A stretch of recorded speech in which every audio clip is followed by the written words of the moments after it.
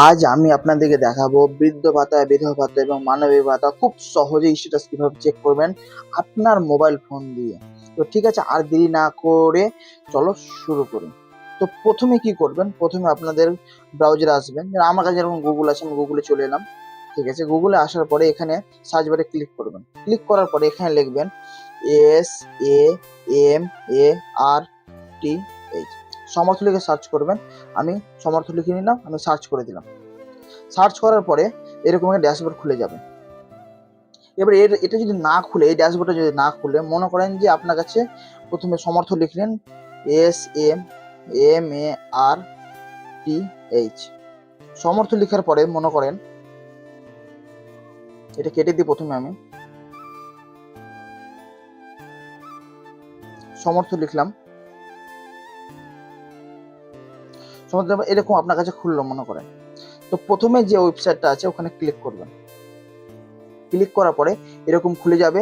তো দেখবেন এখানে দেখেন আপনাদের ট্র্যাক অ্যাপ্লিকেশন বলে লেখা আছে, লেখা আছে। এর উপরে আপনারা ট্যাপ করবেন। ট্যাপ করার পরে তারপরে আরেকটা ওয়েবসাইট খুলে যাবে। খুলে যাওয়ার পরে আপনাকে সমস্ত কিছু বুঝিয়ে দিচ্ছি কোনটা কি ধরনের আছে। এই দেখে এখানে লেখা আছে স্কিম, ঠিক আছে। তারপর এটা লেখা আছে, এটা আছে ইউজ, মানে কি ধরনের করবেন, মানে আধার কার্ড দিবেন না মোবাইল নাম্বার দিবেন, আপনাদের মন মতো ব্যাপার। তারপরে আছে যেটা ডকুমেন্টস দিবেন তার এখানে নাম্বার বসাতে হবে, এবং এটা ক্যাপচার আছে যোগ করে বসাতে হবে। এটা আমরা সবাই জানি, ঠিক আছে। তো প্রথমে ক্লিক করলাম স্কিমে। ক্লিক করার পরে সবার নিচে চলে আসবো। নিচে চলে আসার পরে আপনাকে একটু দেখিয়ে দিই, দাঁড়ান। এই দেখেন নিচে আসার পরে এখানে লেখা আছে, দেখেন পেনশন আছে, পেনশন লেখা আছে। পেনশন লেখা আছে, এই অপশনটা কাদের জন্য?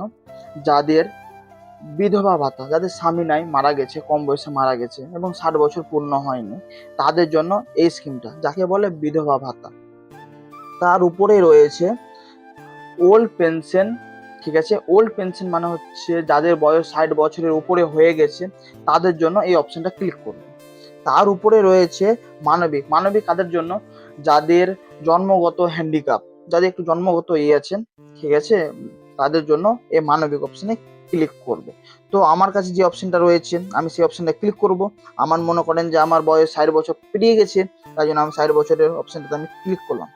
ক্লিক করার পরে তারপরে যে অপশনটা সার্চ অপশন, এবার দেখেন এখানে করে লেখা আছে, দেখেন প্রথমে লেখা আছে মোবাইল নাম্বার, তারপর আধার কার্ড নাম্বার, তারপর বেনিফিশিয়ারি আইডি, এরকম লেখা আছে। তো আমার কাছে যেটা সব থেকে সুবিধা আছে আধার কার্ড, তো আধার কার্ড অপশন আমি ক্লিক করে দেবো। তো আধার কার্ড অপশনে ক্লিক করলাম।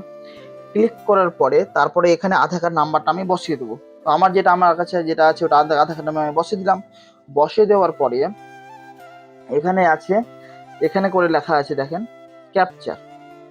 তো ক্যাপচার অপশনে আমি ক্লিক করব।